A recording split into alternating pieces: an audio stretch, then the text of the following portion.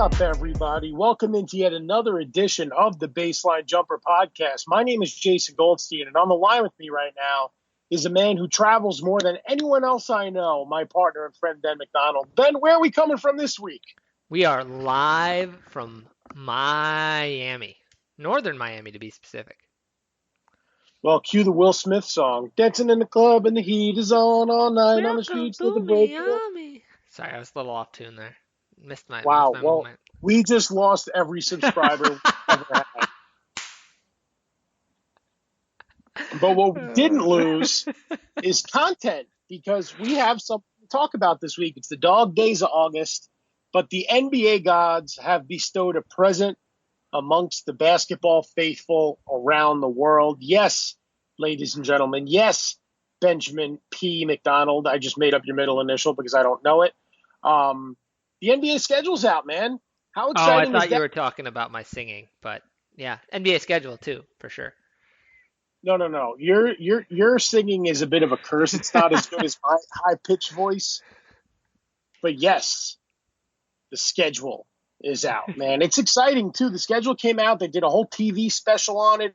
It's becoming like a national phenomenon. I mean, you saw some NBA teams putting out their schedules in creative ways, like the Indiana Pacers did it with a Netflix home screen. The Nets did an NBA 2K version with the schedule, came out looking like a video game. So a lot of creativity going around. But I mean, what are your thoughts on the schedule? Because there are some points that I think the NBA has emphasized when they came out with this new schedule. Well, before I get to my breakdown, what are the points that you felt like they emphasized? And did you like those or not so much? Yeah, no, I loved everything the NBA is trying to do. This schedule release just screams load management. It seems much more manageable than in years past. The 4 games in 5 nights are gone. There's less back-to-backs. There's less really long road trips. Just pulled a couple stats for the people at home. Teams will play on consecutive days an average of 12.4 times, down from 13.3 last year and 19.3 5 years ago. There are 19 instances of teams having to play 5 times in 7 days, but no more 4 games in 5 nights. Also, for those that go to bed early, like me, Mr. Jason Goldstein, last season, 57 national television games started at 9:30 p.m. Central Time. That number falls to 33.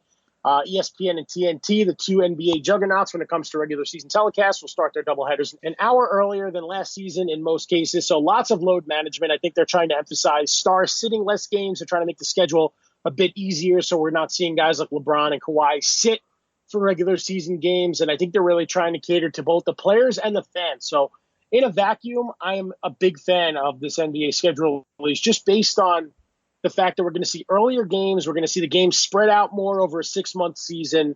And I think it's really good for the fans and for the league. Yeah, I mean, absolutely. And I mean, I think it speaks to the fact that the league wants to really make the product as good as it can be. I am curious to see where things will go. There's been talk of shortening the season. I think a lot of this really comes down to making the season's games more meaningful. I think in some ways we have to be careful that we don't take the wrong lesson from the sports that are more successful. And that is that, a lot of the sports that really make a lot of money per game, and I'm really looking at sports like soccer in Europe and obviously football here in the States, they make a lot of their money by making the regular season really meaningful. They make it must see TV. And I think that's actually the lesson that the NBA needs to try and apply is find ways to make the games more meaningful.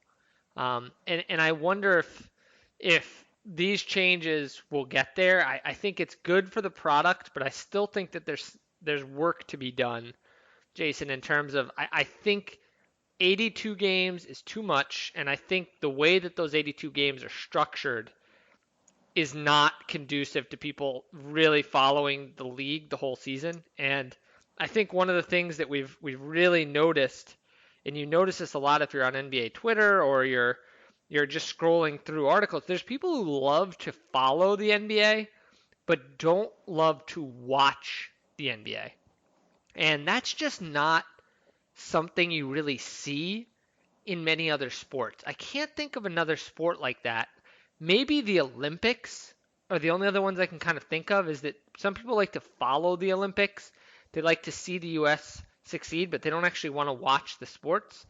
And I don't know if that's a model that's going to be great for the NBA going forward. And I think it's something that I hope the league and Adam Silver take a look at is to see what else they can do. Because I think making the product better will help, but there's still saturation. There's still too many games over too long of a period. And it just, I think it kind of turns off some of the fan interest. And I thought that some of the things that Adam Silver has brought to the table in terms of in season tournaments, things like that, I think those are really pretty brilliant. Maybe an end of season tournament, ways to make some of these games more meaningful. I think those are great ideas, and I think they'll really help.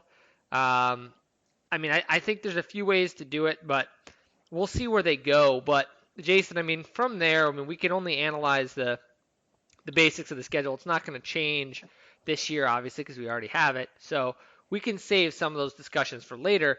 I think it might be fun to kind of break down some of some of the matchups. Our season segment was our marquee matchups of teams. Now we can kind of do it for the whole schedule. Yeah, we'll have some fun with this. And to your point, real quick about the league and Silver's changes, I mean, there's 2 years left on the current CBA, so we'll see if any changes are made. And the other thing I wanted to say was so many superstars changed teams this summer that I think it kind of reignites the rooting interest of many casual fans because heading into the year, there's no clear-cut title favorite like there was the last several years with Golden State and Cleveland. Now, the NBA is so wide open that with the release of the schedule, it's going to make for a very fascinating season. So I'm interested to see if that changes some things in the hearts and minds of casual fans. We're going to be looking at the schedule on an extremely broad scale. So we're going to be picking out a few marquee matchups of the season, not of the week, because we're looking at this, like I said, on a broader scale. So Ben and I are going to go back and forth and pick some intriguing matchups that I think all of you will want to see as well as both of us. So Ben, why don't you get us started? Yeah, so I think one of the matchups that everyone's looking forward to, and the first one will be on October 22nd, I believe, the opening night, will be Clippers versus Lakers. I'm not really going to pick these for the specific dates, though, going forward, because I'm more interested in the teams, the way they match up, and ultimately during the season, we don't know.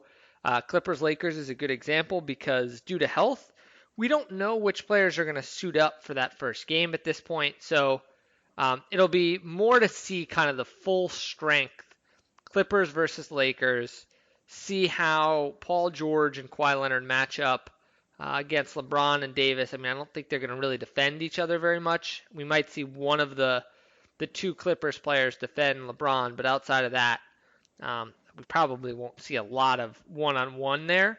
But I'm really interested to see how that battle for LA plays out. I mean, is that one on your list? Yeah, they're on mine too. But I kind of, for talking purposes, I flipped it to Lakers Clippers. So the Lakers are home and mine will be when the Clippers are home. I think it's something that Los Angeles basketball has been craving for a long time, where both teams are championship contenders. I know the city of New York would be clamoring for a time where both the Knicks and Nets are contenders. So Lakers Clippers is kind of a given. I'm going to go for my next one, a bit of a wild card. I'm going to go Lakers Pelicans on November 27th, the night before Thanksgiving. Anthony Davis returns home. After 7 seasons in New Orleans and demanding a trade, I am expecting that crowd to boo the living hell out of Anthony Davis. And with the way things are going, Ben, he probably won't even play in the game. But night before Thanksgiving, I'm definitely looking forward to Lakers Pels. That's a great pick.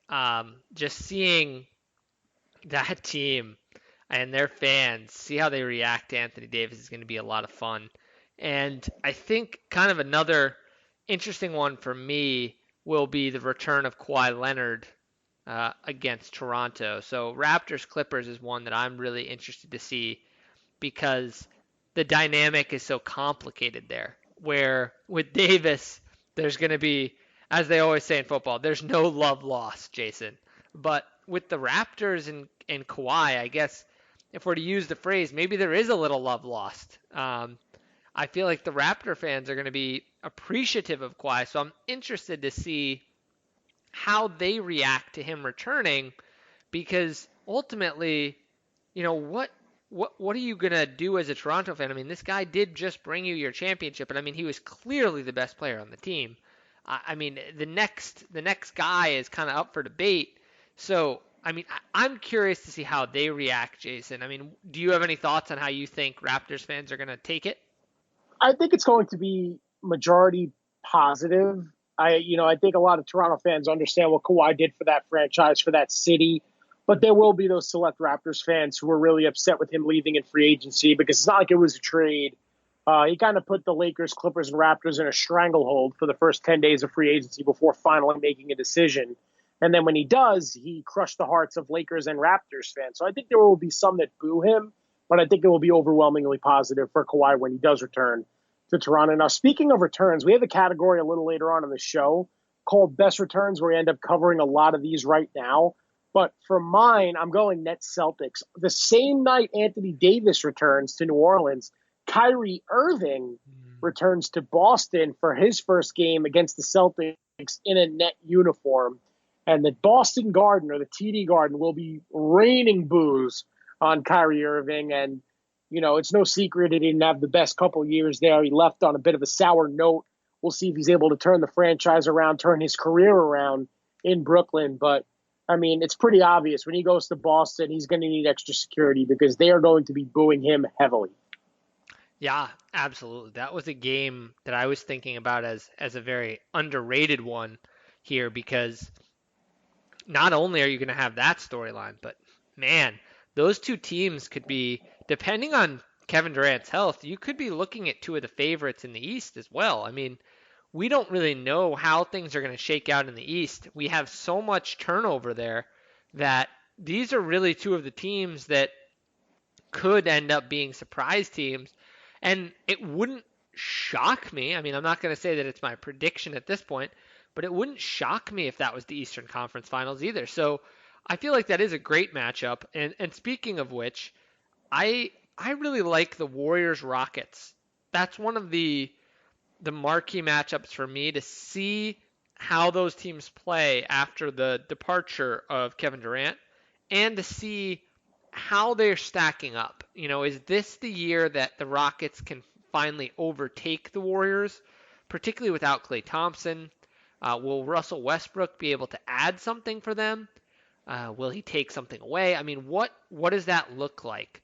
And that's something that to me is going to be a fascinating subplot is this sort of old guard, new guard of the Western Conference where you have some teams like the Spurs, the Warriors, the Rockets who have really been contending for a while, and then you kind of have these new guns who are like the Clippers, the Lakers, the Nuggets, maybe even the Pelicans, but that are really on their way up and are potential teams that are going to take over. And you wonder how some of those older teams who have been in the championship picture are going to react, and likewise how teams like the Trailblazers are going to react. So that to me is going to be a fascinating subplot. Who's next on your list? So next on my list, I'm going to go with the new guard, and that's Rockets Thunder. I'm really excited to see Russell Westbrook return to Oklahoma City because had Paul George not requested a trade, we may still be sitting here talking about both George and Westbrook and where the Thunder stand in the Western Conference playoff picture. But I'm mostly interested to see how the Thunder fans treat Westbrook. I think after 11 years there, it will be a positive return for him. He's beloved in that city. He was the last one of the big three to leave. First Harden was traded, then KD left 3 years ago, and now Westbrook's gone. So Thunder fans, especially in Oklahoma City, had a new team relocating there. I think they appreciate the playoff runs the Thunder made with Westbrook at the helm. They never got over the hump, so I think Thunder fans will remember that, but it was mostly good times. So I want to see the Rockets Thunder rivalry. If Chris Paul can play at a high level and guys like Gilgeous Alexander and Gallinari and Darius Baisley, the rookie, seeing how they play, I think the Rockets are going to be the better team by a landslide. But I still think it's going to be an intriguing matchup nonetheless. Well, that's a great pick, and you're going to see sort of a trend here across my best matchups, which is that there's a lot of Warriors involved because I I'm really fascinated to see. I think for me, if I was to boil down